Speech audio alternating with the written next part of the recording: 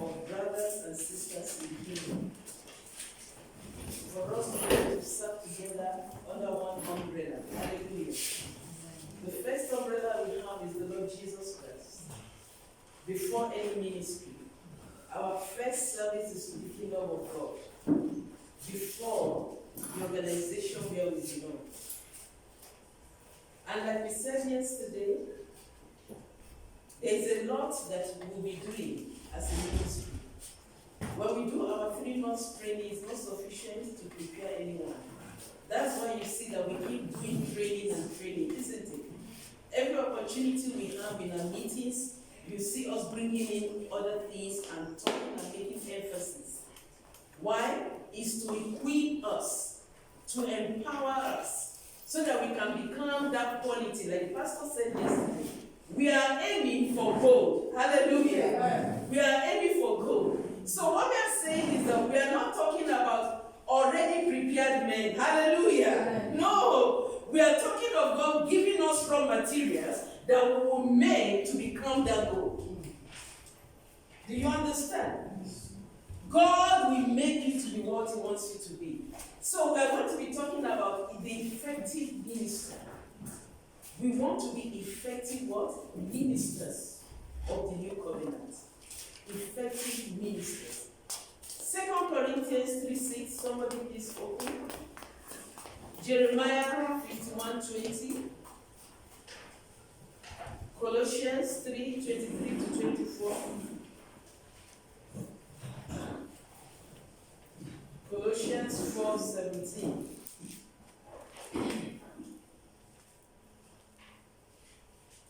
If you find it, please read. Corinthians 3:6. Yes.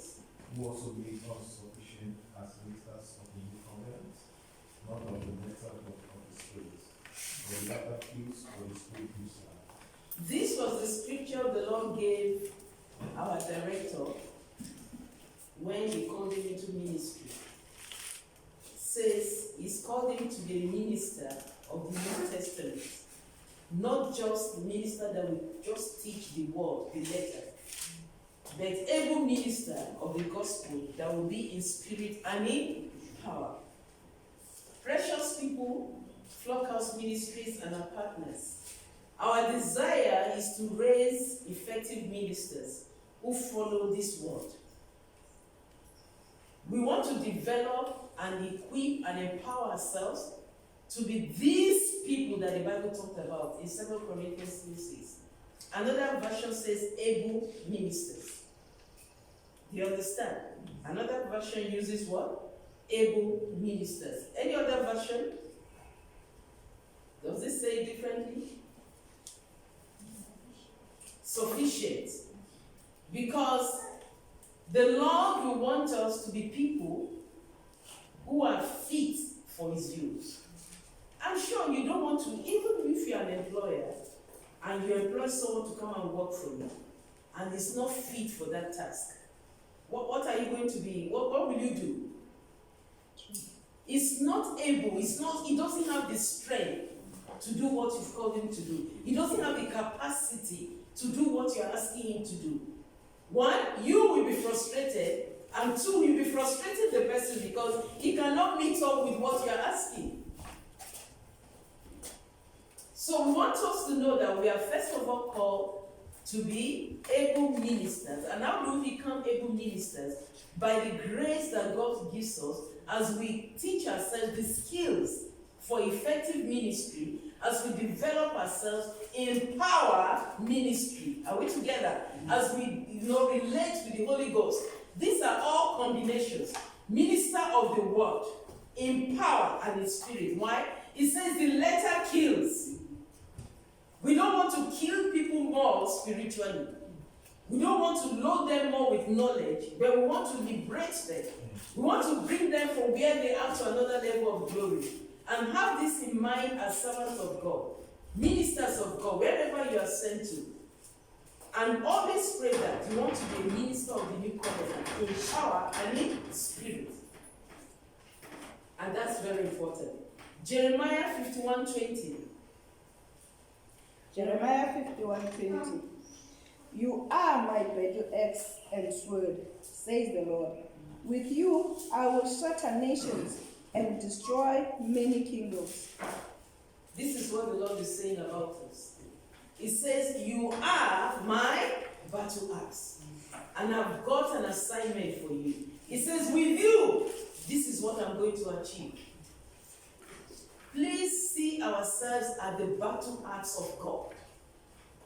Not only when we are here in Duvet, but anywhere you find yourself as a servant posted, see yourself as the battle axe of God to achieve this purpose in that location. Okay? To fulfill God's plan in that environment where you are in. The battle axe. Remember axe. What does axe do? Axe is a weapon, it's a tool. And remember Ecclesiastes 10:10, if the axe is dull, there's a problem. We can't go into that depth now. That's why we do in our training to sharpen ourselves at the battle axe. You can be available, we'll get there now, but you are not useful. Let me leave that for now. Colossians 3:23-24. Colossians 3, Yes. 22-24. Yes. Whatever things you are doing, do them well. Remember that you are serving the Lord. You are not only serving people. You know that you will receive the good thing that the Lord has promised to His people. He will give you what is right for you. The Lord Jesus Christ is the master that you serve. You know, in our family devotion,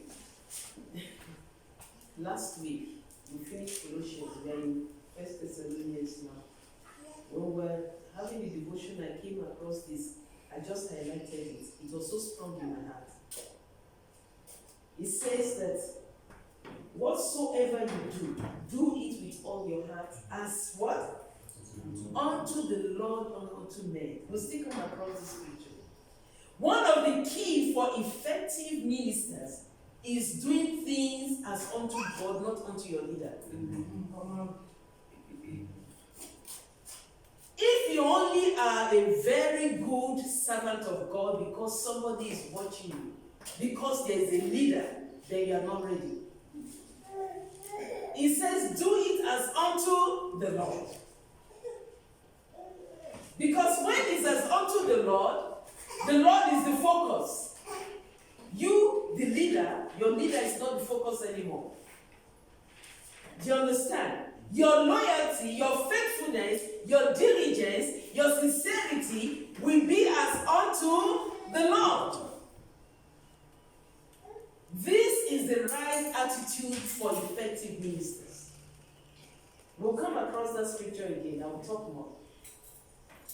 And I like it says, knowing that you will receive from the Lord your reward. Please, we must have this understanding. You are not laboring in vain. You are not what? Laboring in vain. Do you know just one wrong attitude can disqualify you? You are doing the right thing but with the wrong attitude. Are we together?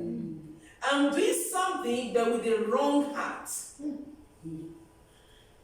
I can even be doing this so well to make me feel acceptable. But in my heart, what's the reason for doing it? The Bible talks of vainglory. You understand? What's the reason for that behavior? So we are raising people, we are saying, precious people, let's all do things with the mind that we are doing it as unto the Lord. Even though we have leaders, isn't it? But if your mind is not first tuned to God, it's like talking of partners. Any partner who is not doing anything first as unto God cannot do it unto you well. A partner must first be committed to God, seeing the service as unto God, before he can even do it unto men. You know the reverse? If somebody sees themselves doing good for you, partnering with you, not unto God, they will look at you and say, oh, you are established. Oh, you've got this. Oh, you are behaving. They will look at certain things and they will stop doing what they're doing.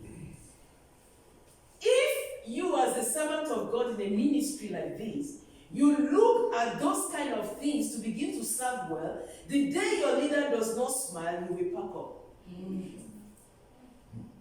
The day they refuse to give you allowance, if they give you anyway, the day they refuse to say happy birthday, because Flockhouse will say happy birthday a lot, isn't it? Unfortunately, they forgot your birthday that day. Maybe somebody remembered 9 p.m. Say that they don't like me, Flockhouse. Flockhouse, 9 p.m. is when they're celebrating me. And they even celebrated that day, they didn't put cake. Do you understand? This is what we are saying. Then you begin to change, your attitude changes. Say, you know what, I can't be, these people, there's no love here. I can't do the things I used to do like before. I thought they loved me here. Your attitude changes. Then you are doing it as unto men.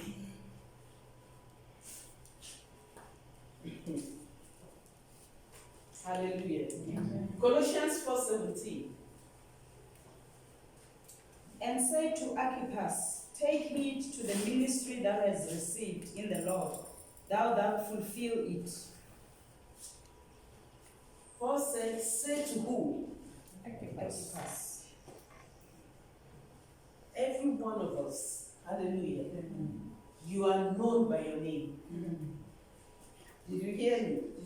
Archippus. It says, say to Archippus, tell Eric to make sure that he fulfills the task that was committed to his hand. It's different from say to Flockhouse. It says, say it unto Jeremiah. We all have assignments. When the Lord is calling people to give them their reward, He's not calling Flockhouse. Did you hear me? Flockhouse is a canopy to walk under a vision. He's going to call Abigail. He's going to call Teferi. He's going to call Pleasant. He will call Archippus.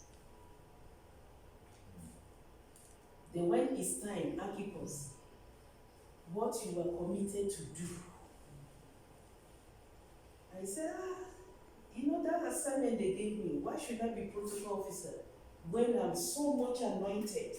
And the Lord says, but you didn't know in that protocol there was something I hid inside. But the pride of your heart did not let you take the menial job considered by you. But that menial job was a canopy covering a hidden agenda that I had. Say to Archippus, what are we saying? You see it. Anything God commits to your hand in a ministry, do it. Did you hear me? Do it. Don't start selecting, thinking that you qualify for something higher than that. That's the beginning of what? Missing the agenda of God. You don't know why God is giving you that thing that looks like, what will I be doing with this one? There was a brother where we did training, was in my set. This brother, all he was doing was go to post office, get letters. Anointed man. He will only go, he was called like an errand boy. You know when you talk of office boy? That was what he was doing. But Junior was only doing that as a foundation for greatness. The Lord saw his heart. He was doing it faithfully. Even if you laugh at him, it's okay. If you send him again, he will go. Send him again, he will go. Hear me, precious people. He's got a big ministry.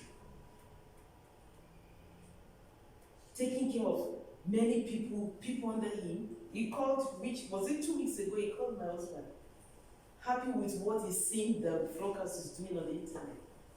Then when we remember where he was If you are not humble to do any job you are given now, you'll be too proud to be elevated. Because you're already elevated by yourself. So where do you want God to raise you again? As I speak to you, I'm speaking to myself. Please get it.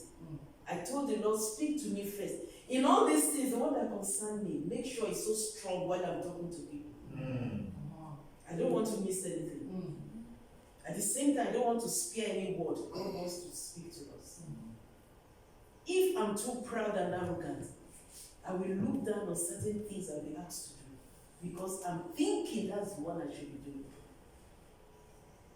Hallelujah. Can we read this together? An organization functions to people, finances, equipment, and programs. But if they don't have the right people, workers, and the right places to do the work, they will not achieve the right results. Very, very important. Any organization, any ministry, any company, you can have people, have the finances, have all kinds of cars, resources you need. But if those people, you don't have the right people in the right place and doing the right thing, you will not get your result. Do you know you can have many people in a place and only 3 people are doing the job of 10 people? There are people. So what's happening to the other 7? Why 3 are doing it? What happened to the other 7? So sometimes it's not about numbers. You can have people, and when you have such numbers, is to what? Increase your effectiveness, to move you forward. But we are now, out of 10, 3 people are the effective ones. What is happening to the other 7? I want to thank God that in 2019? No, 2020.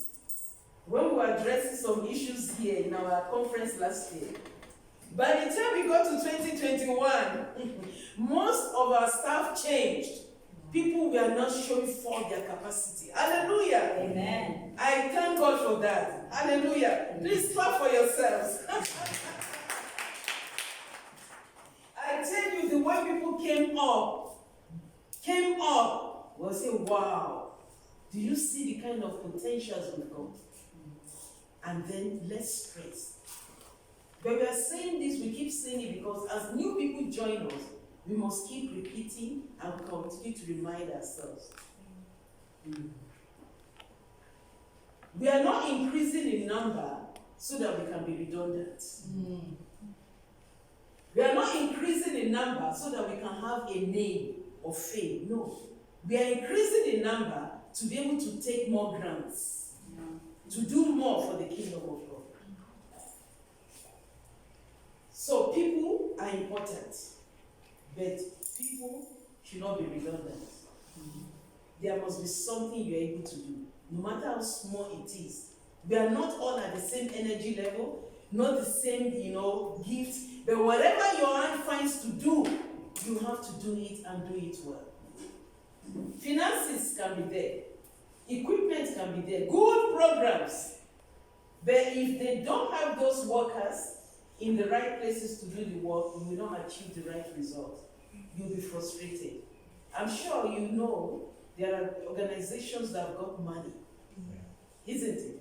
In fact, they've got structures, buildings, but they don't have the people.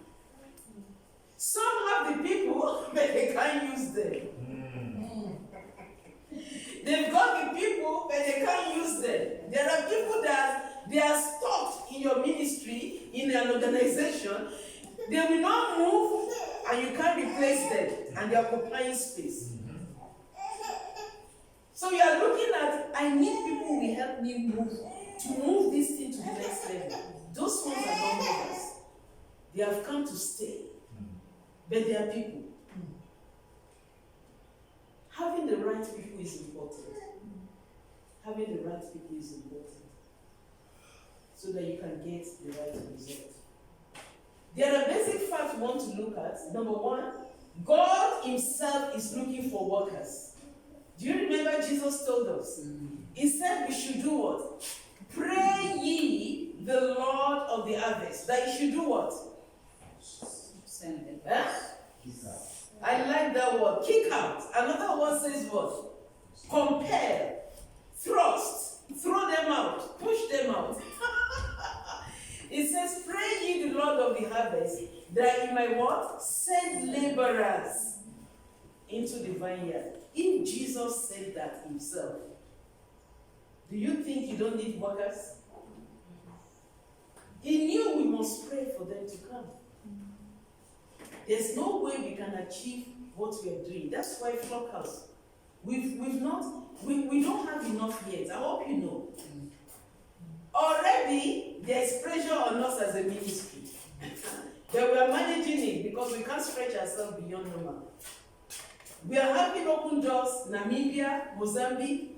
Are you with me? Even where the other ones went Lesotho, they are still wanting these people to come back. And we also still have, other areas we want to reach South Africa and SADC.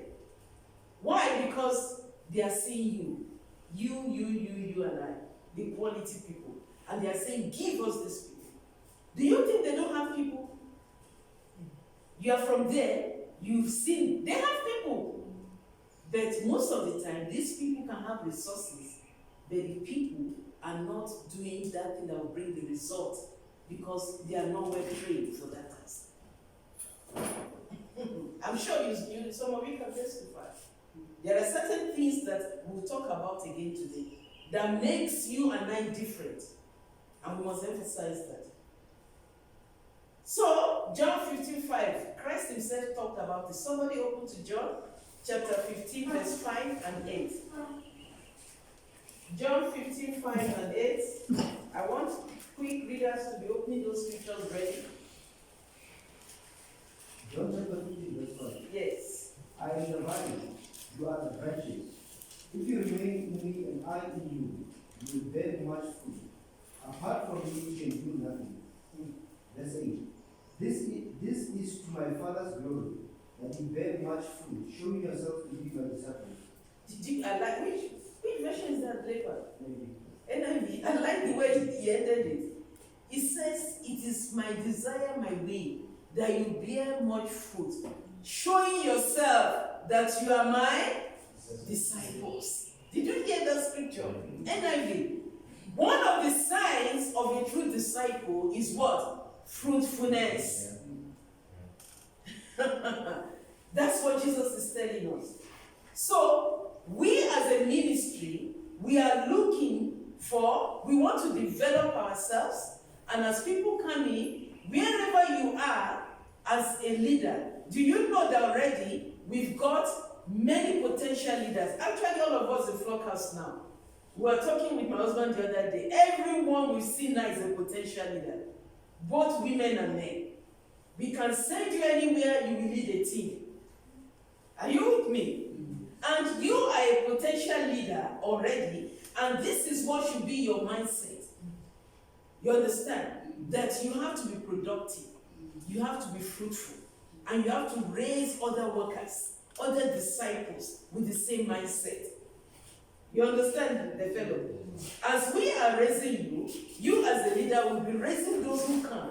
We don't want you to be the Lord and Master over people.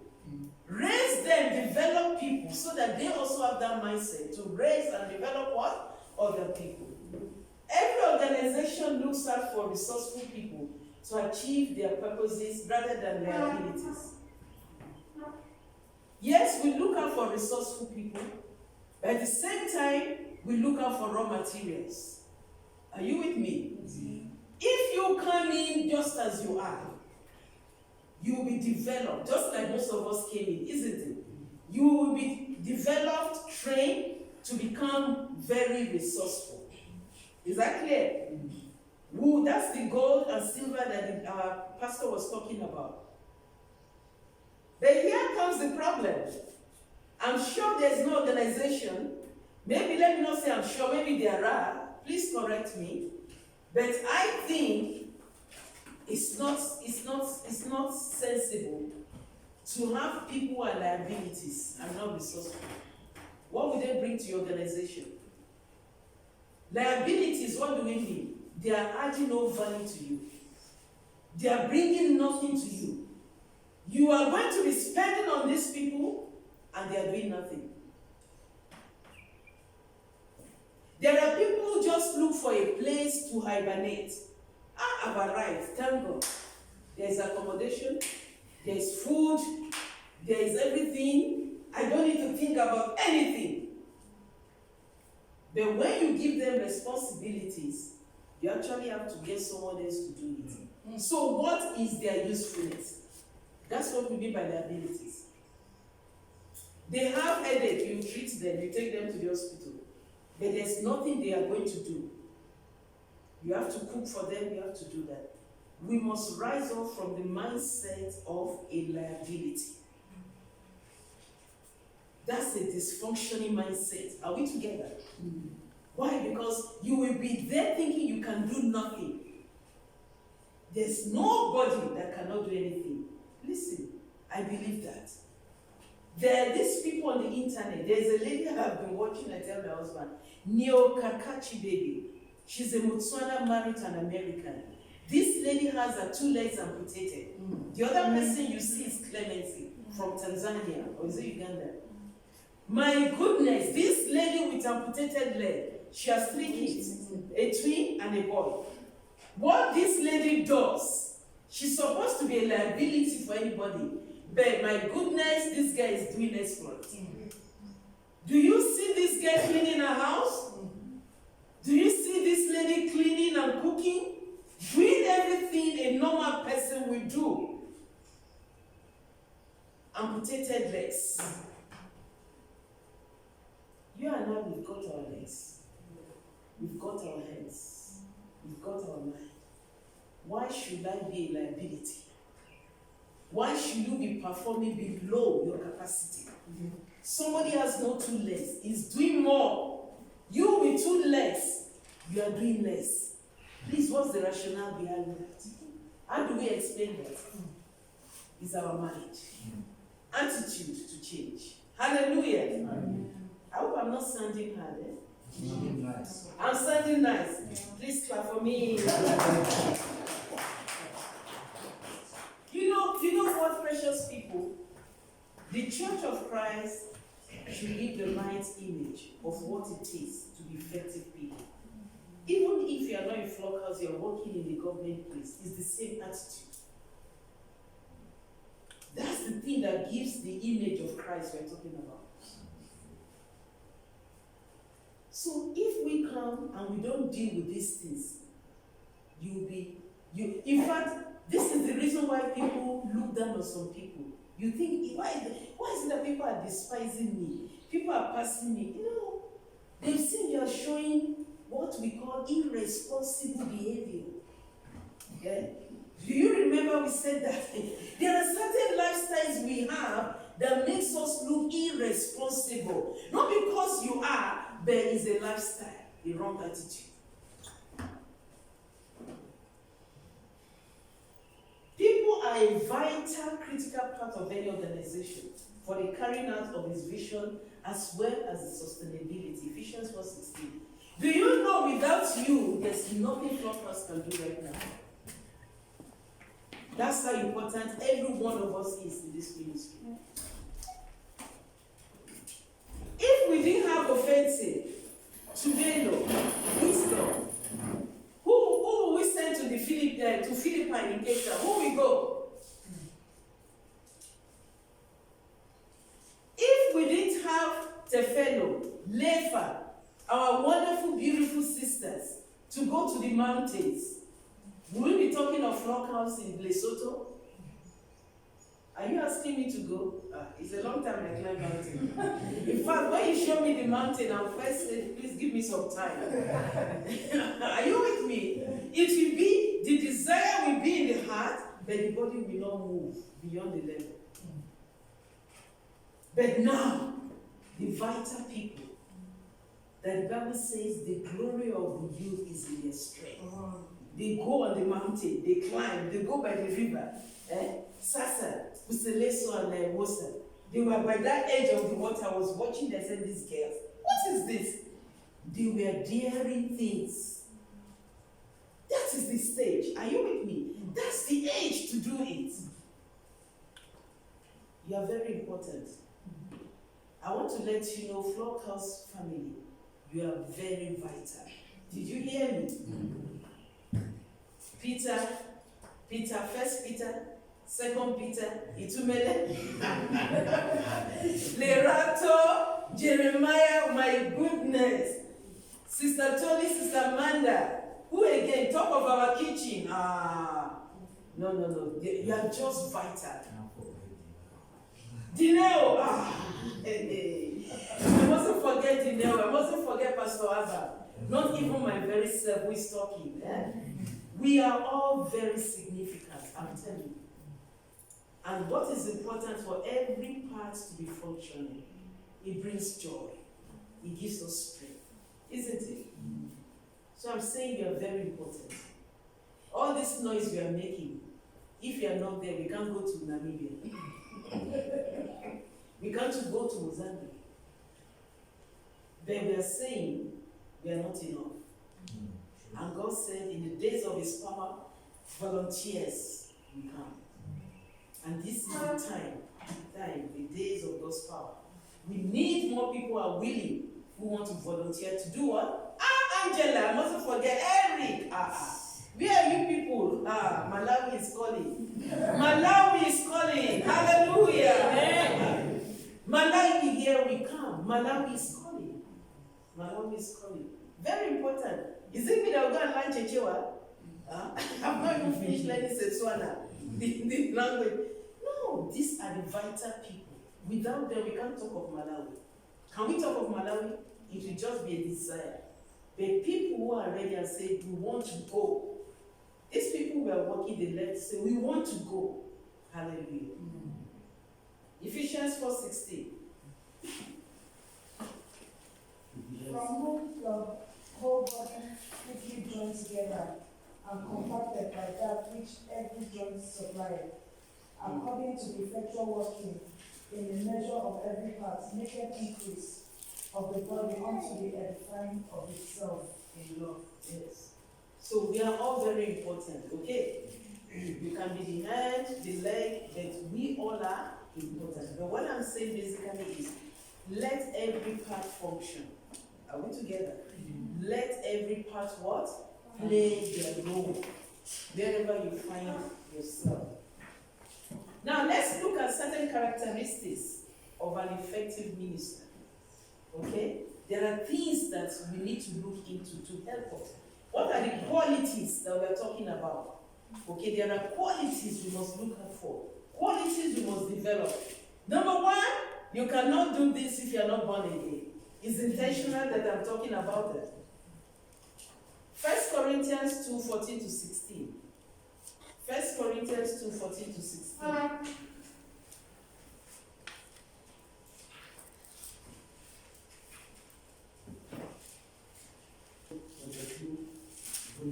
Yeah, 2:16. The person of the Spirit does not accept the things that come from the Spirit of God, but considers them foolishness and cannot understand them, because they are not discerned only through the Spirit.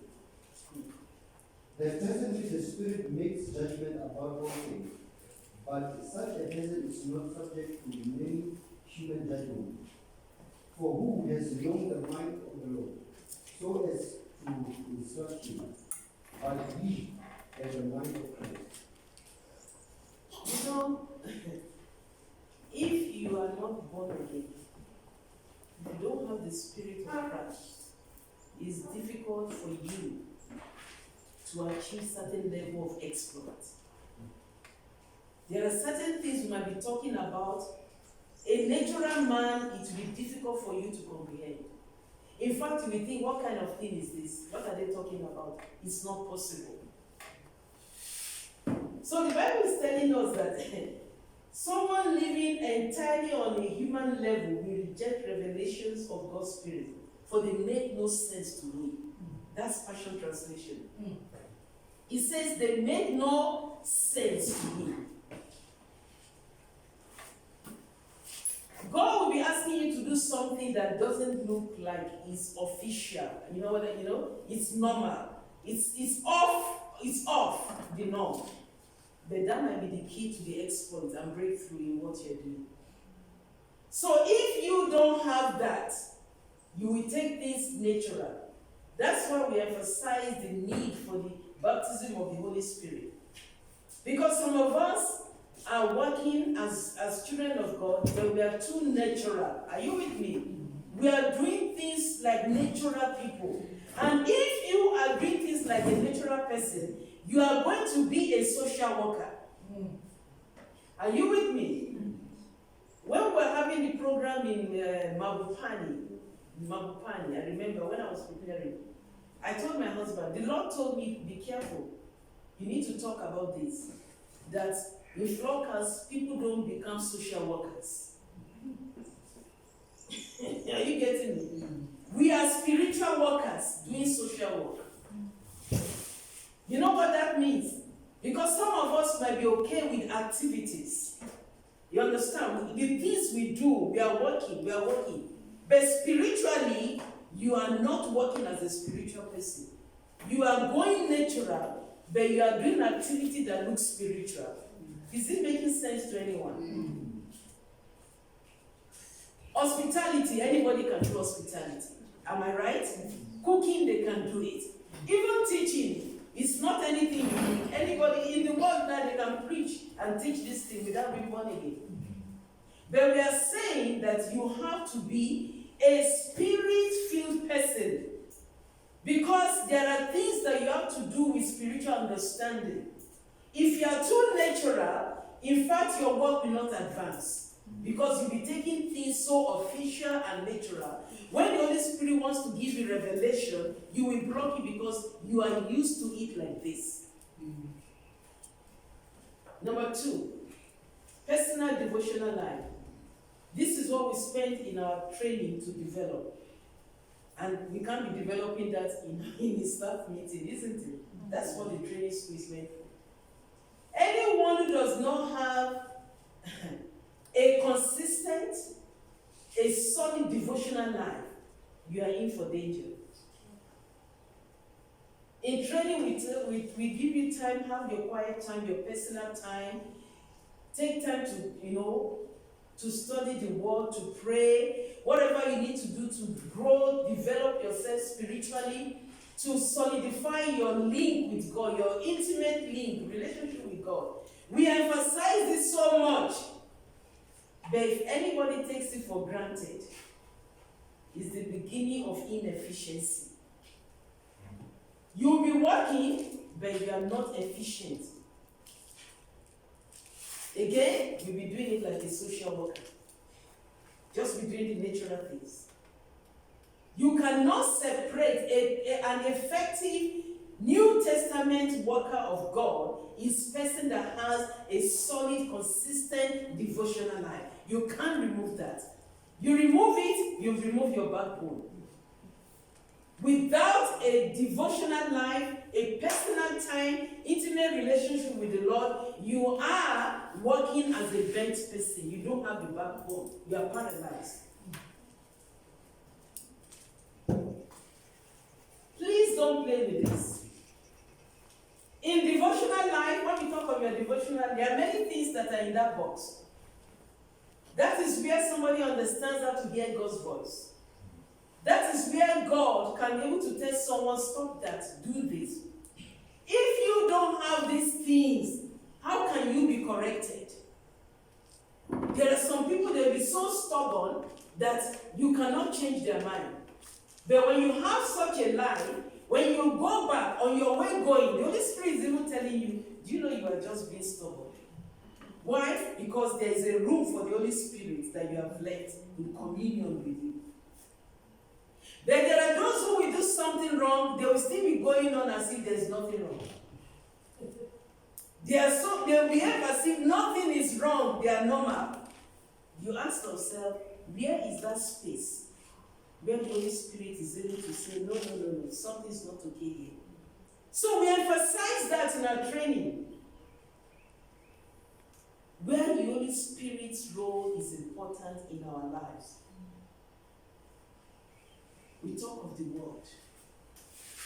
If you don't know the word, how do you want to deliver? You start stammering. In a dangerous world we are in. So I'm saying your devotional life, you can't play with it. There is no other way you can be encouraged. Precious people, if you lose devotional life. Last month, was it last month? I can't remember. I was so discouraged. Are you hearing me? So discouraged about something. And it was like I came close to the end. I couldn't believe. And I told the Lord, if you don't speak now, just go ahead.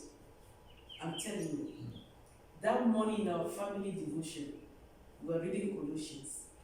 Exactly. You know what? In fact, it's on my phone with the date. Exactly what I needed. Every word the Lord spoke. In my devotion, you know, if God can speak to you, you think it's you talking. I think I told them in the family as well. By the time we went for the family devotion, God did not make mistake. He confirmed the same thing. I said, God, what is this? You will be in a place alone. No pastor, no one. How does God speak to you? You'll be in the place of packing up, but you don't have time for the Lord. And yet the answer is just by your side. But you've not familiarized yourself, you've not got acquainted with the word, you visit him once in a while when you think you are discouraged, but he wants you to be consistent. So that when he speaks, you know he has spoken. The wind that is coming is not the wind that somebody will help you. You are the one that will stand for that wind.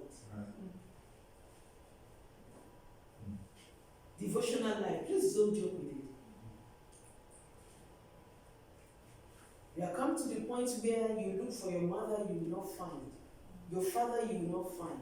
The support you had might not be there. We are in the last days. Today we are here gathering together. You don't know what's going to happen in the next few years. When church persecution comes and we are scattered. What happens when we are scattered? How will you hear the word? How will you know the Lord is speaking? So that you don't succumb to the enemy's strategies.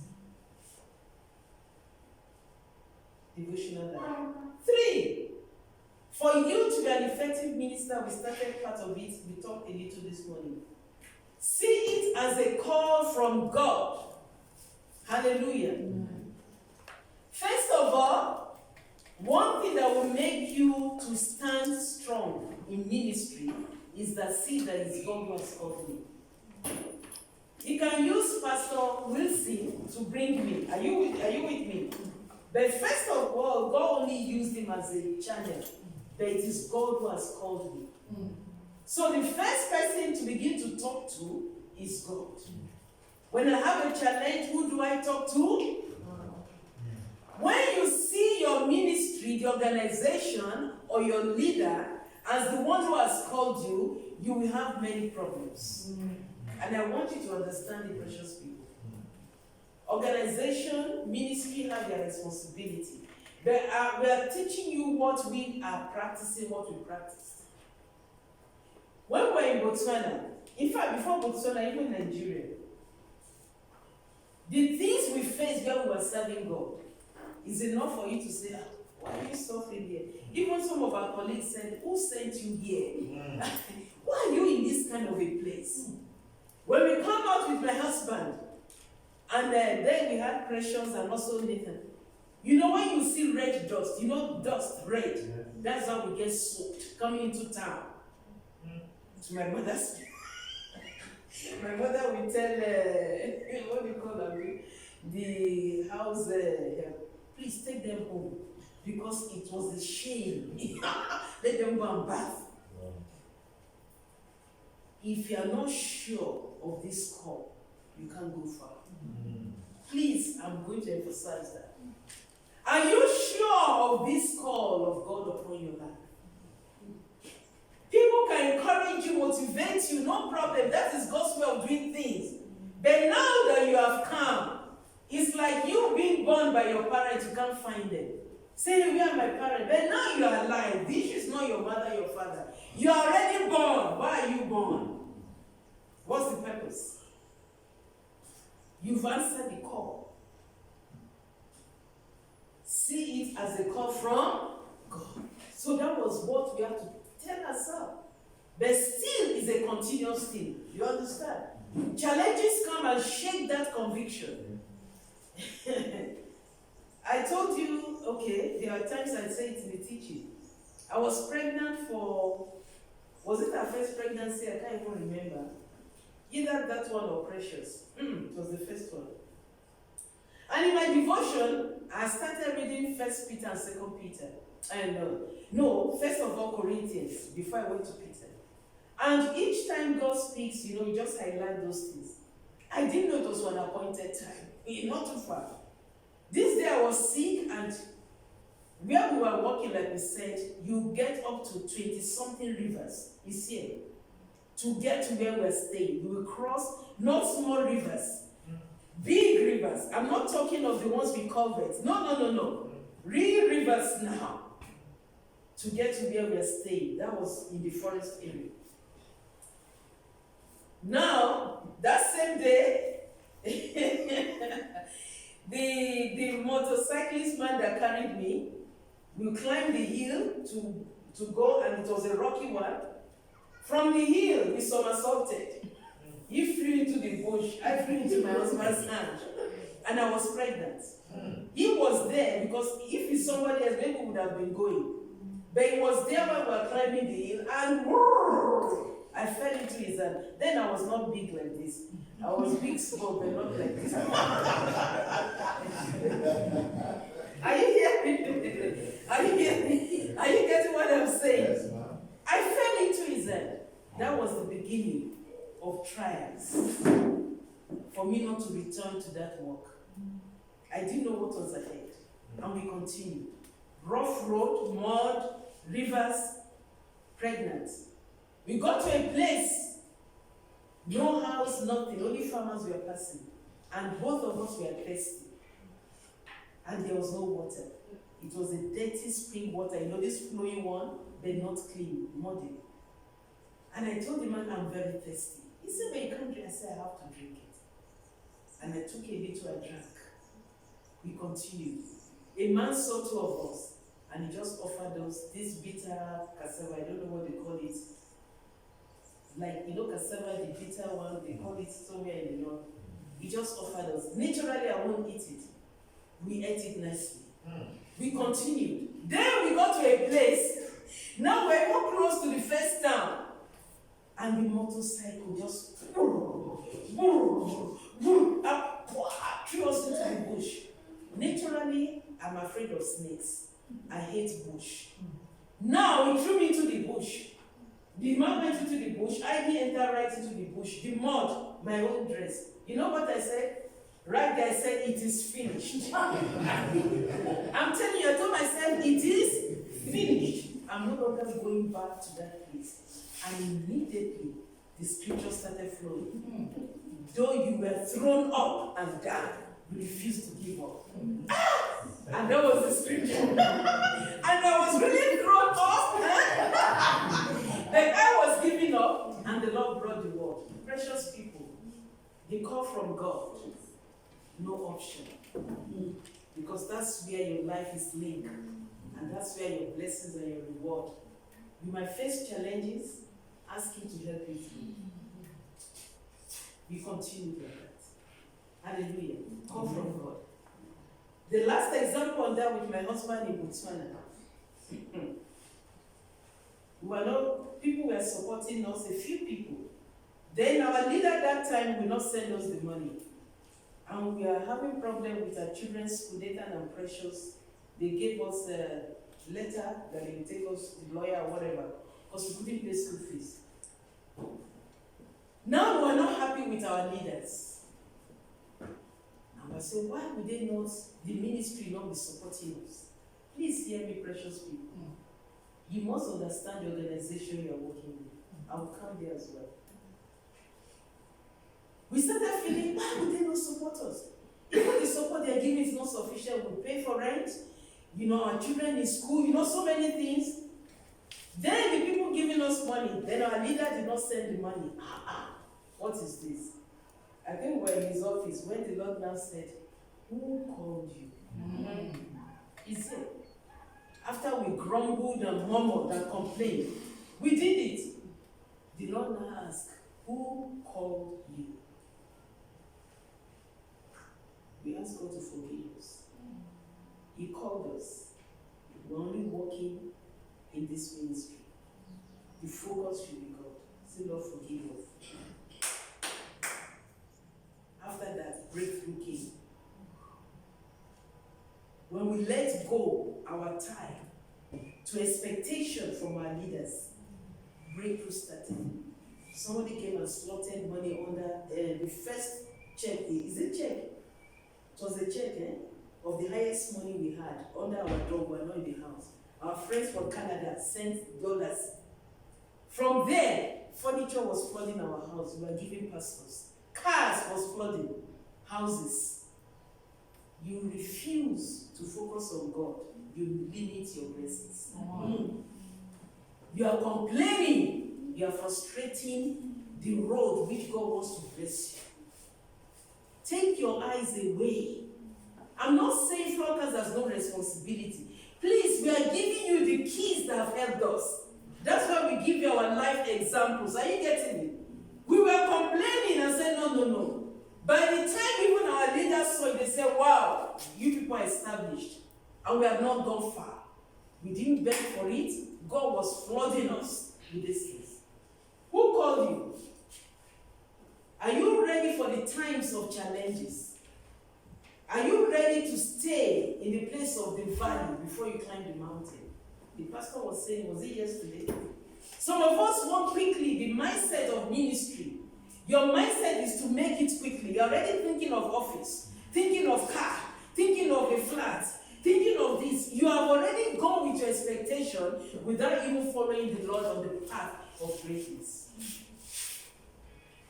Who called you? Please, you have to settle that. If you don't settle it, we have challenges. And don't forget, even if you leave the organization, God will always have replacements. That one you must know. It is you who is missing out. It's not the organization. Because God is still sending laborers into his vineyard. So I'm asking us this morning, please settle the issue of the call, upon your life. And when it comes to call of God, do you know is first of all, when you accept it, it's a gradual thing. You understand what I mean? Clearance, confirmation is you grow into it. Are you getting what I'm saying? Like when we said, God, I'm ready. I didn't even know, like my husband would always say, he didn't even know he would be doing this up till now in his life. But the first step of saying yes, Lord, from there, following the Lord. Are you hearing me? You soon discover, so this was God, what God meant for me all my life. But can we settle the issue of the call? If you don't settle it, you will have problem. In fact, options are going to come. There was a time we were in part of that discouragement or what, we had an option from Canada. Option from Canada. I'm not calling you to Canada. Is it people will pay you? Today, if we say we want payment, we will get organizations that will say, please, we need you. Even as we are talking, there are organizations now, if we tell them, okay, we want to join, they're asking us to join them, say no. We have a vision God has called us to do. If you are not convinced, options are going to flood your mind. They will come.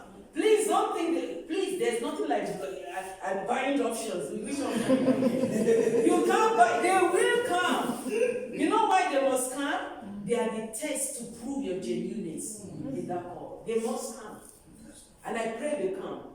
Because people who cross that bridge are the ones who will be stable to finish to the end.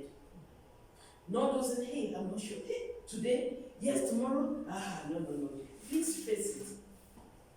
Personal development, very important. Your spiritual life and ministry training is important. That's why we desire that every member of this ministry, you will still have time to experience ministry outside. Do you understand?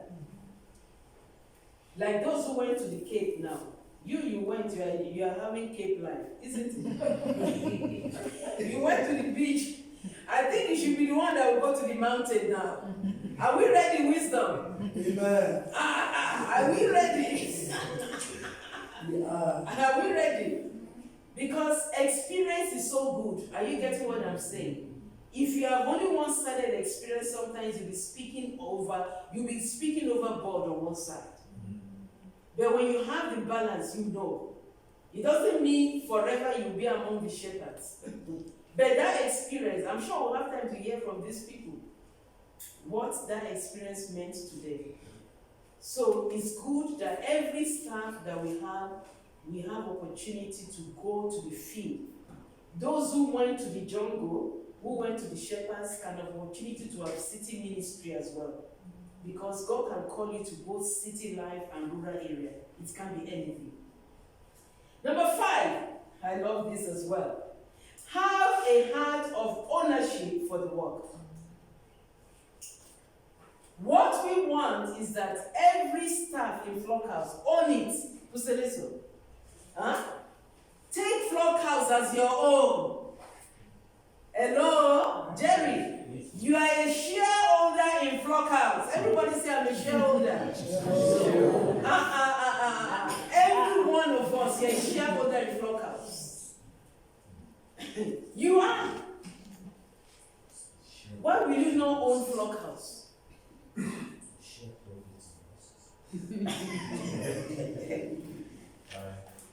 You are a shareholder, and if you're a shareholder, what will be your interest? You are looking out for the best. How many people want your investment to lose? Do you want to be hearing losses? Like you said, you share in both profit, but you will protect. Are you getting what I'm saying? You will be jealous over that which is yours. And you want it to bring out more results, isn't it? Own it. Own Flockhouse. Own it. It's for you. Let me tell you, in years to come, we will not be here as your leader. I hope you know. No. Me, I don't want to do a lifetime leading like that. Are you getting what I'm saying? There's a time to retire. Are you getting what I'm saying? We will be here sitting with you and we see you leading. Hello? I'm not saying I will leave Flockhouse. But you are going to be the leaders. Why will we be? We are not going to be sitting just mentoring, coaching, hearing you. Own it. If you don't own it, how are you going to help it to grow? When you don't own something, you know the attitude? Indifference attitude. People who don't own something, they feel out of place. They don't feel belonging. They think it's for them. Flockhouse, I don't know what they're saying in Flockhouse. I don't know what they mean by that. You always will not know because you don't feel you are part of it. Anything you don't understand, please ask so that you can own it. You are going to Malawi, you are going to represent Flockhouse, you have to own it, Eric. Are we together? Ownership. When something belongs to you, Peter, what do? Look at what Peter and Tefelo, thank God for Tumele and the second Peter that joined them. But let me use First Peter and Tefelo when they were in Pumalanga. My goodness. People who are not paid. We started a project. Sister Tori, are you with me here? We started a project. When they could not even continue, we could not continue with was it the toilet or what now? These people were using their little allowances, any money that came in, they were using it to build. Sister Tony, is that so? That's true. One day they were sending picture. My husband said, what is happening to these people? Where are they getting money? We don't understand where they were getting money. Peter, Tefelo, were not given money by the ministry. The SASA money they were getting and other gifts. Instead of buying new phone, shoe, they owned Flockland. They owned Flockhouse Ministries. And they were putting their money to build. Not only putting their money, hallelujah. They were not only putting their money, their hands were on the job. Hey, what a great leaders God is raising for Flockhouse. Some people say, what's my benefit? The little I'm getting from Sasa, I should put it again. They are not serious. What is Flockhouse giving me? So this one that should buy new shirts, they say I should put it again. There are people with that mindset. So the way the land is, it will remain like that, even if they have opportunity. They spend their money to raise toilet. That land can never forget the Tefelo and Peter. That's right. Flockhouse can, in memory, they have left a legacy. Yes. I'm not joking about it. In a short time, these people have made a name in that community. Even if you didn't know, the community can tell you what these two people were doing. When we were there celebrating and thanking God and doing worship, they were there living a legacy. Why? They owned it. That's the spirit. Are you with me? That's the spirit. Where you are not waiting for a leader, you will get there as well. Will you see those areas of people who are able to have self-motivation? People are able to think and say, what do I do to improve, to do this? Where they don't know, they will say it. They will ask.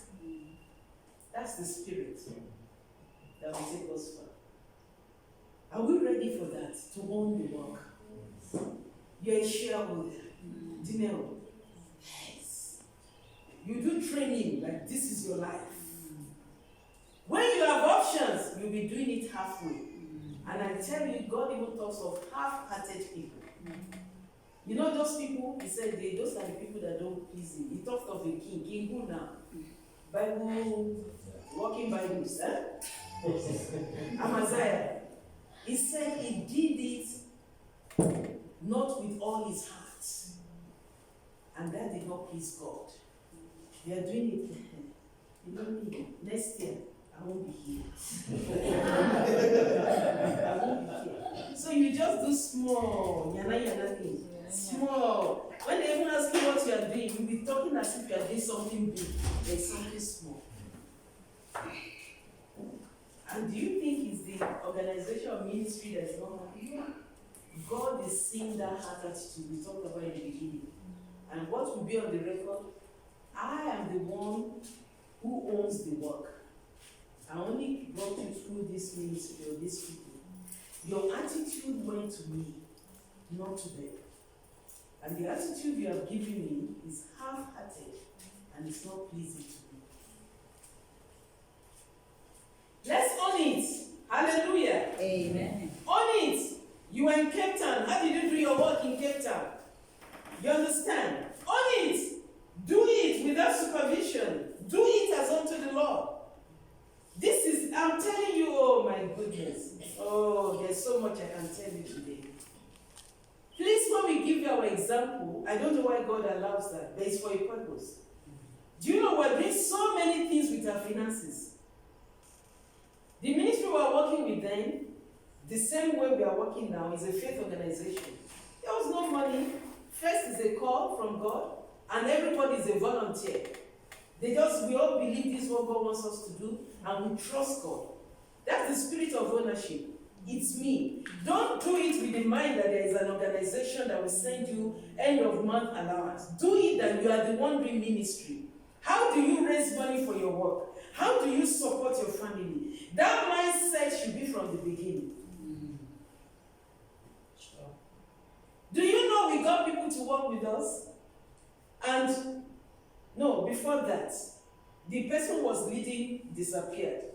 Left the ministry. Now we have to go and take over so that the ministry doesn't close down. We have to close our family accounts. Did you hear me? We closed our account in order to pay the rent somebody left as a debt. A debt, we have to use our family account. I'm saying it was closed. We finished the money in that place to sustain something else. Only it. But we didn't know. Hallelujah. Amen. We didn't know. Even though we knew God is watching, but we didn't know the impact it will have later. Don't think anything you are doing is about flockhouse. You are doing it for yourself. Please hear me well. Anything you are doing now, you are only sowing for your own self. When we did that, we continued doing what we are doing. In a tough situation, we continue until God opened doors. What God did for us, like we are telling you people, Botswana government was shaking. Do you hear me? Even we, friends, we are shaking. When we did not run for anything, we didn't go for anything. It came and met us where we were. God was speaking to people and we didn't even understand. When you sow yourself, you sow, S-O-W, yourself, do you hear me? You be the seed for the work of the kingdom. When you sow yourself, it means emotionally, financially, spiritually, everything of you is going into that work. You are a seed for that work, which is going to germinate. God is not unfaithful. He said, faithful is he that has called you, and faithful is he that will make sure that it comes to pass all these things. Do you think God is unjust? Only if we can wait and be patient. We were doing all this. Surprisingly, one day, we went to a church. We didn't even know, and the pastor came from, what do you call it, Canada, and was telling us all our labor, secret things we were doing. We were just thinking, you'd be thinking you are doing some things, is God seeing it? He's seeing them, precious people. God is seeing them. It's just that it's not every time he comes out to talk like prophecy. Every labor you labor that people didn't even know in the physical. Do you know there are a lot of things you do in ministry that your leaders will never know? You wish they know how you sacrifice, you labor. Please, precious people, many times they will not know. I've seen that. You would have desired them to know how you did this, and you would have wanted credit for it, at least appreciation, but they will never know. That's the way God works. Some they will, some they will never know. Don't be frustrated because they didn't know. It's part of life and ministry. But don't forget, he that sees in the secret will reward in the open. This principle is true. People will not appreciate your labor in the physical, but that which you've done, it can listen, the book of Malachi, the Bible says, on that day, the book of remembrance will be opened, and your good works will be revealed. Everything you are doing is going to the book of remembrance. The day it's going to be open, you'll be surprised. Like I'm saying, these are friends who are paying rent. So they said, get a house. We were looking for a house like you find in Macau. I'm telling you, they came down, they flew down to come and get house for us. Because the one we were showing them, they said it's not. They said, God said, the kind of house they will stay in is the house. These are they billionaires? I don't know their category. Flew down, the wife flew down. Doctor said, if you can't get one, let me come. But he was busy, the wife came, flew down just to get a house. We showed them houses. This one, no. This one, no. House that we are still, the one they picked. My husband initially, he liked that one. I said, while he was admiring, I was on my way, but I said, you're admiring one. This one, that was the one. The Lord said, this is the house. Another sister, pastor, God had given her description of the house. Another person, God had told her about curtains to put in the house that we have not seen. You think God is forgetting your labor? He's not. He is not. Only be patient and wait. The rewarder will reward you one day. People will ask, where is this coming from? It's the seed you are sowing now. The seed you are sowing now. Give it time to germinate. Don't rush the germination of this seed. Don't push it too far. And you go and dig it out just to see when are you coming up. Leave it. The Lord is in charge of the timing. And God blessed us with that house. When the house came, Botswana, GC, I've forgotten that they're whatever. The ox, like you talk of ox. They came after us. They say it has never happened in Botswana. Please give the Lord a clap.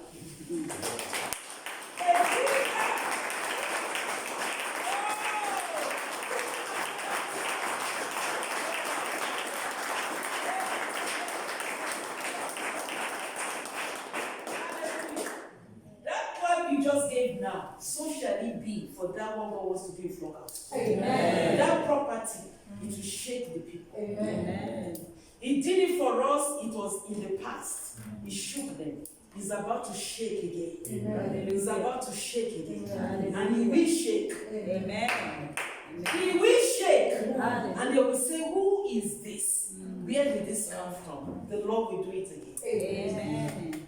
They say it has never happened in Botswana. And it covers the pillows, sleep nicely.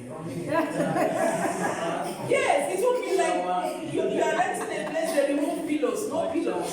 Have you been to a hotel where there's no pillow? But hear me, precious people. I'm saying it again, the clap we just gave now has gone ahead of us. Amen. As a ministry. It shook Botswana. He shook the body of Christ. The banks search and search. They discovered there's no allegation we can find. Then this is he went to search the people who built the property. They connected, hey, they are Nigerians. We didn't even bother about that. The house, a minister wanted to get that house.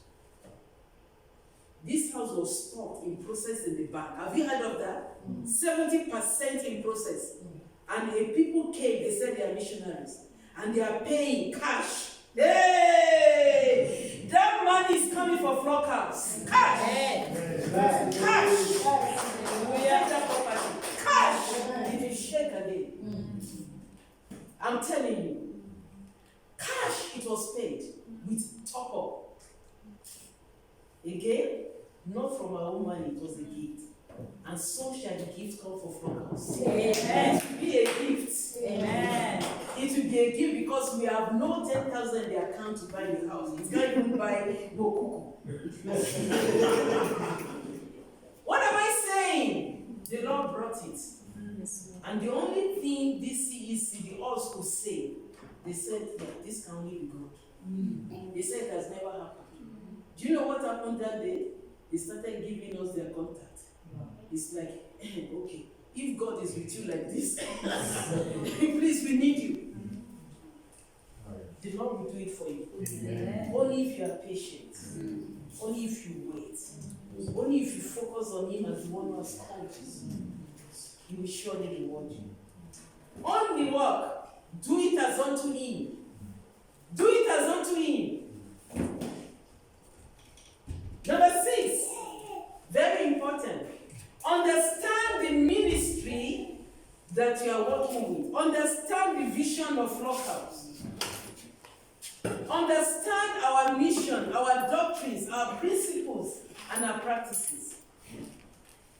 This is, if you don't understand Flockhouse, what we stand for, what is our vision, our principles, and our practices, you will be doing the opposite wherever you go. And it will bring us conflict. You must know what we stand for. In training, we talk about this. Sometimes it doesn't sing, but I want to encourage every staff. Please get this brochure. Nathan, can I have this? I want to encourage you. If you have it today from that something, can you please keep this? It's important. Read our staff guiding principles, the booklet, is also there electronically. I want to encourage you, please. Ignorance is not an excuse. We've got all these things. Can you read them and understand Flockhouse? Can you read them and understand what? Flockhouse. And our staff principles. For instance, we tell you in relationship, if you are a staff, you are on probation, you cannot propose to someone in probation. It's in our staff principle, isn't it? You find a lady or brother you want to marry in law. You can't tell that brother or sister, but you can discuss with your leader, isn't it? Are you following me? Yes. Say, I'm interested in this person. And then they will tell you, okay, just give it time. Are we together? We've told you in training the different reasons why these things are said. And you know that if you go ahead, it can bring about your suspension or termination. It's so important. And guess what? I discovered many good, solid Christian organizations is the same principles they are running. Even some churches, they are running that principle. Okay? Please, on that, get the Introducing Flockhouse and the staff manual. Please know it. There are things you should be able to speak about Flockhouse because you know our vision, you know the mission. You should be able to understand what do we believe in, what's our doctrine. Do you understand? You should know it. Because you can come here and you are teaching and they will send you to somewhere, your doctrine can be different from ours. If it's different, it's by knowing it and you can now confront it and say, I didn't know that this is what you believe in. This is what I believe in. Do you understand? Then we can talk. Now it brings me to the next thing connected to ministry. Be careful with your expectations. If you don't know the ministry you are working with, if you don't understand Flockhouse, your expectations can become a problem. We tell you right from training, Flockhouse is a faith organization. We are volunteers, we don't give allowance, we don't pay. Now you go somewhere, you are saying that Flockhouse, we should help one another. You send me 1 month's salary, 1 month to pay my house rent. Then the other one I look for it, the other one I look for it. Please. And then when they don't send it, say, how do you expect somebody to be working without that? Please understand the ministry you are working with. Let's understand what we are doing.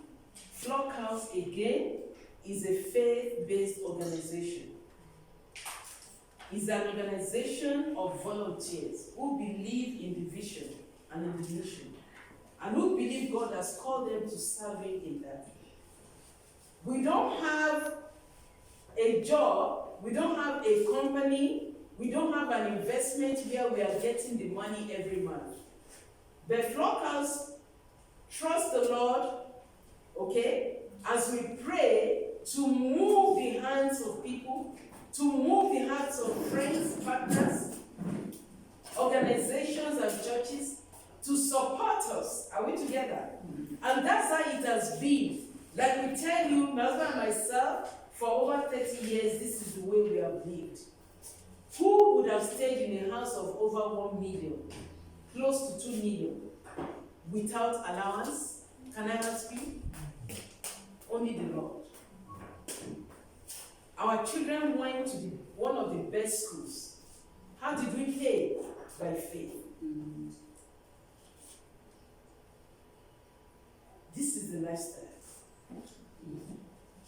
So if you don't understand, and they post you, for instance, to Malawi, I'm using Malawi people. This is stuff, you are practical. You with me? You are in Malawi, or we send you to Namibia or Zimbabwe. And you are saying, no, you didn't pay last month's allowance, you didn't give us the rent for last month. No. Own it. Are we together? If you're on your own, will you not pay rent? Let's start. If you're on your own, your house, will you not pay rent? Hello? If you're on your own, will you not buy food? And like Angela smile. So, sometimes the mindset when we come to an organization, if you don't understand, Those who pay, thank God for that. I'm saying this is who floor count is. So if you don't understand it, your expectation will bring you in conflict and it will frustrate you. You went and hired a 3-bedroom flat and you're expecting the ministry to give you how much? Now Flockhouse has responsibility towards you. They will even tell you if you are going to a place, if we have this amount, we'll support you to go and start. Yes, we are responsible, we do that. Are you with me? But not for you to lean on the ministry because they are trusting the Lord as well to help you. But if you now go and take up a rent of where you know every month you cannot even pay, then it becomes a problem for the ministry. So I hope that is clear. Expectation from the ministry, if you don't understand, please discuss. These things are in our staff manual, isn't it? Those things you should expect, the responsibility of the ministry towards individuals. We have that. Now sometimes even in the team, we have expectations that causes conflict. You are expecting somebody to be like this, somebody to do this, and sometimes in a team, people are very selfish. You understand? In a team, we teach ourselves here to live communally, isn't it? We share together. But if we're in a team where some people are very selfish, you got money, now you don't want to share what you've got. You are hiding it. But when others bring, you eat it. It becomes a problem. Eh? Are we together? It becomes a problem. So even in the team, you should understand what your expectations are. Like, I remember where my husband was staying with some brothers there before he got married. They were just sharing things together. So if you are the one with money this month or this week, they will just buy food stuff and leave. And then somebody will cook. They were just eating, fellowshipping together. But if you like hide and seek, you want to use somebody's own and keep yours in the bank, then you are in for problem. I don't know if you get what I'm saying. So in the team, you have to be sincere and be part of the team. So that the burden is not on one person, 2 people, or the others. Your expectation, discuss together in the team. Like we went to Cape Town as a team, Lesotho as a team, Mpumalanga, all these places, Botswana. That's what we should discuss. What is our expectation as a team? So that somebody is not thinking, you are the one to be cooking for me. You understand? We send somebody to a place, and then he's waiting for the people we send there to be cooking and feeding his dog. They have to be feeding they cook for you and feed your dog. I said, is this what I'm called to be doing? So there's an expectation that some people have, which is wrong. So discuss together those things. Now, when it comes to effective ministers, there are people who understand interpersonal skills and they can manage conflicts when they arise. We teach this in our training. Interpersonal conflicts, you can't avoid them. We can't avoid because we are different people. Even if I know you very well now, what of the community or the location where you're going? You meet people who are different. So interpersonal conflicts are things that we must learn how to manage it. If not, you can be in a team and that conflict will make you people very toxic. Are you with me? It will be so toxic that you can't live together. It will be like cat and what now? Together in the house. And then it will affect what you are doing. And this comes especially when we don't tolerate one another. Intolerance. We find it difficult to get along. There are people that think they can never get along with someone. And we close the door, we think, I can't get along. We just close the door. And those are the things that become challenged in spiritual walk with God. Never close the door to anyone. People might not be at the same level with others in relationship with you, but never think you can never get along with someone. The reason is because because you've not allowed the Lord to even allow you give small grace to tolerate someone. Oh, there are people who can irritate you, I can tell you the truth. There are people who will irritate you when you're staying with them. You will want to just stay in your room, never come out. But as Christians, we must learn to what? Tolerate and move a little. People are not the same, and we can't expect that. So we need to know how to get along with difficult people. And I'm telling you, I don't know if I shared it with you, but my husband knows. I think it was October, the Lord was teaching me something after we did interpersonal with that state. And he highlighted something. He said, do you know one of the major problems of people in the body of Christ? Self-centeredness. I'm telling you, he told me. So I started studying it. He said, many of us are self-centered. It's about you. When you look at many things, it's about me, it's about me. So we need to deal with what? Self-centeredness. Number 9. You should be able to communicate with your friends, your partners. Communication is a big problem for some of us. Communication is a big problem.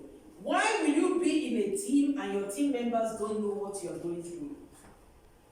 Why will I be in a team I can't share my body, my passion, my need with my team members?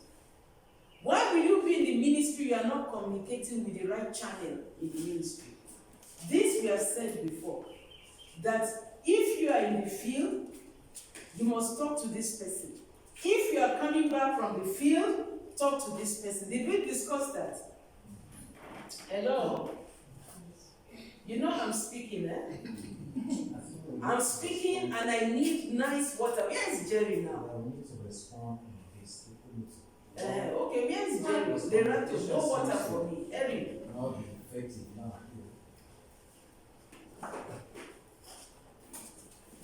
Please, okay, yeah, it's an important thing. Communication.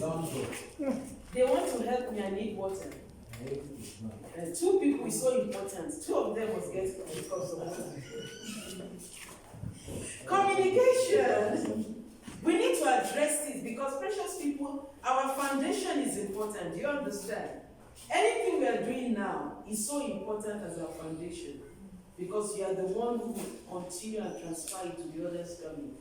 And anywhere you go. So if we don't address it properly, before you even, not too long, you soon discover we are losing certain things that we should not lose. So communication is important. So we should wait for others to come on that, isn't it? Okay.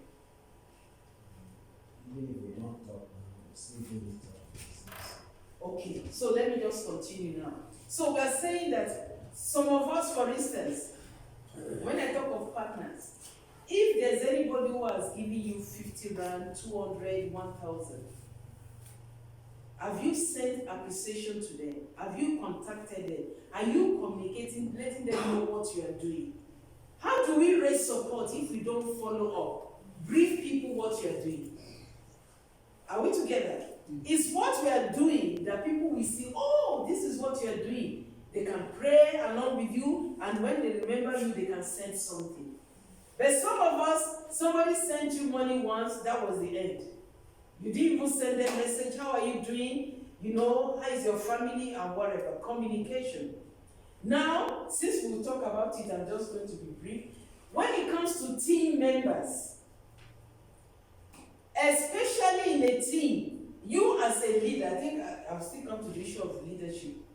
A leader in a team must communicate with everyone in the team. Don't begin to take action decisions without your team members being part of it. Is that clear? You cannot decide to begin to just do things without carrying them along.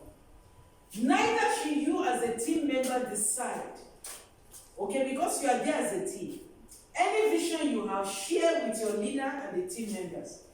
You don't just come out of the team and start doing something on your own without letting them know what you're doing. Is it making sense, please, precious people?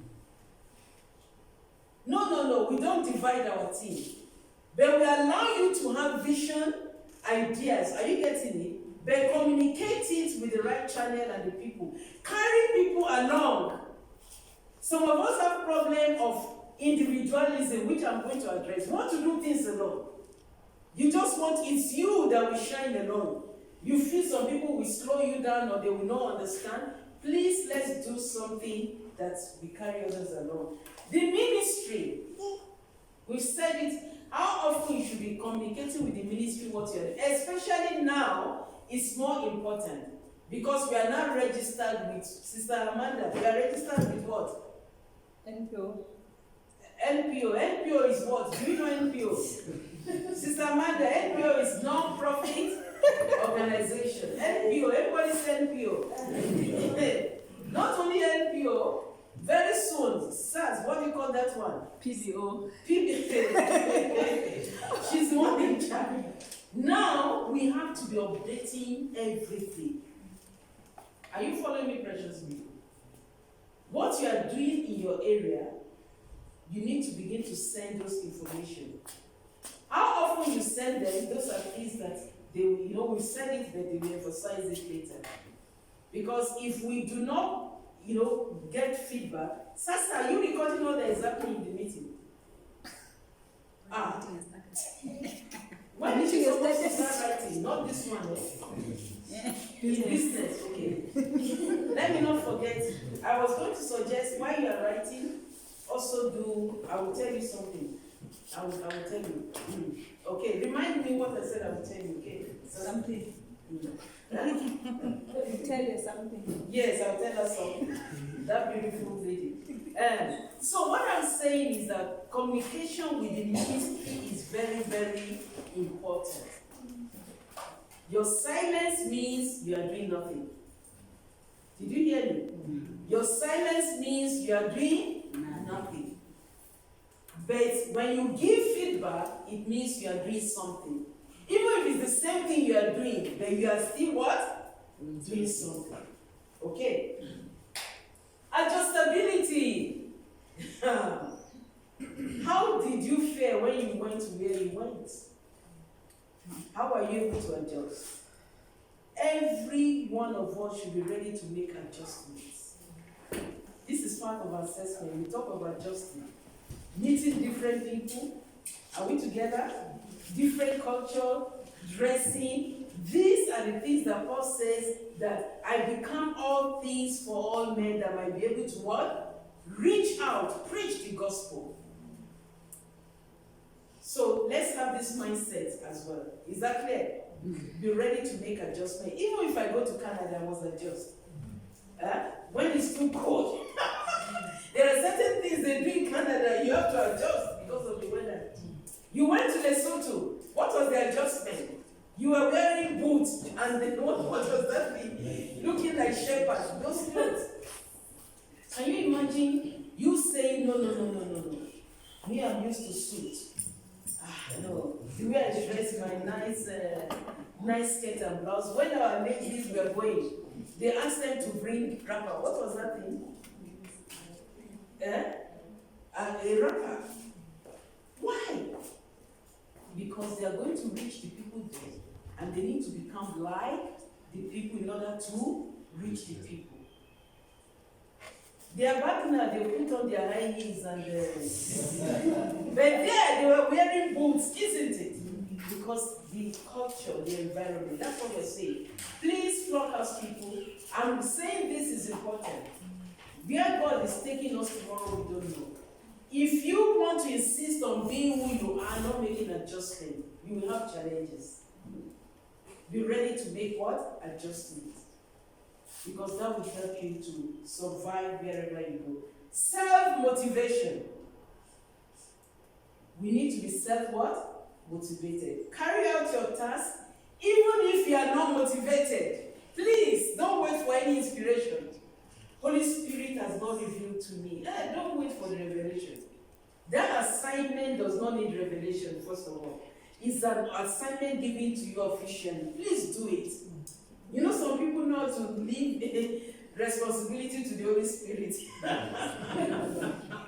Holy Spirit has not told me, please. First of all, before, they said do this. Holy Spirit didn't tell you to wash dishes, but your name is on the timetable. You are cooking, and you are waiting for the Holy Spirit to say cook. Why must you wait for that? So let's not push responsibility that are normal to the Holy Spirit. Are we together? So we are saying, please carry out your task, whether you are tired. I mean it when we say we are tired. Do you know sometimes we are tired, we can't do some things, but we ask God to help us to push. This holiday, were we talking of something like that? We were tired, say no, we need to just push. We need to just push. Even in our house, we are doing some things in the house. We were so tired that day, the children were saying, they are tired. We really pushed. I said, let's just ask God for more strength. We have to finish this before the conference, you know? And someone will push again. We push. When one is down, the other one is strong. We are pushing until we finish. Tiredness will come. Are we together? But when you've not reached the place where you are burnt out, please, don't use tiredness as an excuse. Because sometimes our tiredness has a similarity with laziness. Please understand. I'm being this tiredness. Look at it. Their figure looks, that tiredness has some shape like laziness. So you must be able to see that now this tiredness is laziness. It's not tiredness. Are you getting me? You can push yourself beyond that. So we need people who are self-motivated.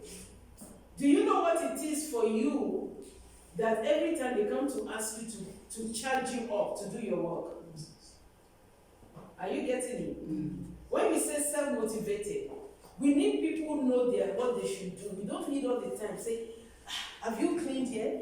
Have you gone there? Have you gone there? When are you going? Motivation! Where you can rise up on your own and know what to do, and you go ahead and do it. Let's pray that the Lord will give us that heart. Okay? Like we saw in Colossians, I told you we'll come there. God doesn't want you to be doing eye service. Everybody say eye service. Eye service. I'm not reading that scripture because we read it. Please don't do eye service. Do it as unto the Lord. Whether you're supervised or not. Were we in Cape Town with you? No. And Cape Town people, everybody had a separate room. Am I right? Cape Town, God blessed us, gave us a property there. Somebody gave us a place there. Even if we send 3 more people, they will have their room. What were you doing in your room, my precious brothers? Not supervised. That's the place where you can really, really be sleeping. And once a while, you do one thing. But you got freedom, accommodation you don't have here in Duvet. Then you have a good one. Things that you could not do here, in that place you have freedom. Who was supervising you? Cape Towners? Who was supervising you? You are the only one and the Lord. How you manage the opportunity you have is between you and the Lord. You had space. You had comfort. Food, they had food. Did you have food? They had food. So if you only wake up in the morning, eat good food all day, and you did less of your ministry assignment, it's already in your record. You don't need supervision. How many people are we going to be supervising? That's why we finish training your life staff. We expect you to take responsibility. Hallelujah. Amen. Commitment. This is very important. Please, those scriptures, you can go and read them later. Committed. Be committed to whatever God commits into your life. Be committed. Be dedicated. Be passionate. Hello? You want to do something? Oh. Come to order.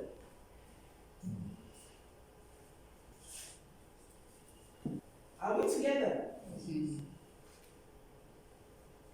Please, we are giving you the keys, secrets to effective ministry and to have an effective minister in you as an effective minister. You get what I'm saying? What brings joy and satisfaction. Be committed. Be passionate about what you are doing. Be passionate about it. Love what you are doing. Be committed to it. This is your life. Are we together? This is our life. You go and see people who are working in the shops. When they like something, they like it. Even in the shops. You see a plumber, we got somebody who was, what was it that person was doing now? I forgot it now. Was it the carpenter or plumber? He loves it, and you see passion. Are you with me? Passion. Show interest in what you're doing and be committed to it. But if you are not, then you'll be like that example I gave you yesterday, where they were forcing somebody to kiss. So you are only forcing me. The other one was that they said feed the, that one they said feed the bride and feed the groom. And I don't know which country around here, or whether it was Nigeria, I can't remember. The lady went on her knees and she was giving the new husband food. You saw it too. Why will you be serving the Lord like that? No. Show love, show interest, show passion. People are watching you. Say, oh, wow, look at the way this groom, this bride did this. Let's be committed to whatever we are doing. Hallelujah. Amen. So we'll stop here for today and then we can continue. Any question? I think question and answers, hello. Yes. Please be free to ask any question. Are we together? Because we need to be clear, we need to understand. You are the one who will communicate and teach others. Remember, reliable men will commit unto others to build a strong ministry. Question time. Clarity, question, whatever you want to ask. Yes. Thank you so much. Yes, Pastor. You said something from the start of this conversation. In communication? It's not communication. With respect to people who are not very skilled at their position, and it's very difficult to move it. You remember? Yes, I do. So I do agree with that aspect. So now I'm asking, in terms of wisdom, but now to, let's assume someone is handling media, for instance, Yes. and you can see that there's no much touch of excellence. It has been the way it was from the And beginning. shall always be. No improvement, nothing is changing. And if you know something should get better about this, now later comes into the equation. And because you don't want to offend this person that are not from his quality in that. So what's committed, very good in terms of, but we need some improvement in that. Yes, yes. And so we don't want to offend this person. You know, so how can one really go? So that you don't lose him as well. Don't lose him, don't make him feel bad.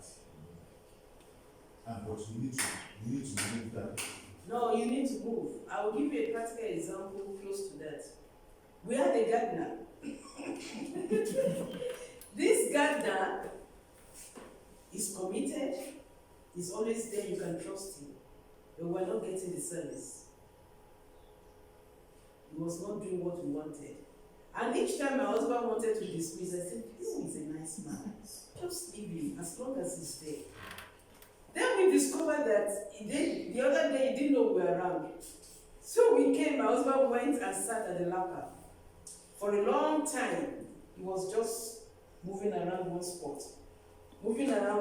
So my husband came to the hospital and said, "That's finished. Let's release him." Because we are paying for something we have need and we are not getting it. But it was painful. So he wanted to dismiss him. I said, "No, give him 1 month notice to prepare him." so that he will know that we will not use him again. And he told him. Initially, we didn't get someone, we got one, but to God's glory. In fact, we were praying about it also. As little as gardening is, and God has given us someone now, a replacement. Do you understand? And he also went, not really feeling bad. Because even tenants gave him good things, Now, when it comes to what you're saying, let's be ready to release people, first of all. Be ready to release people from where they are not functioning. Don't be tied to people if you are not getting your results. Are you getting what I'm saying?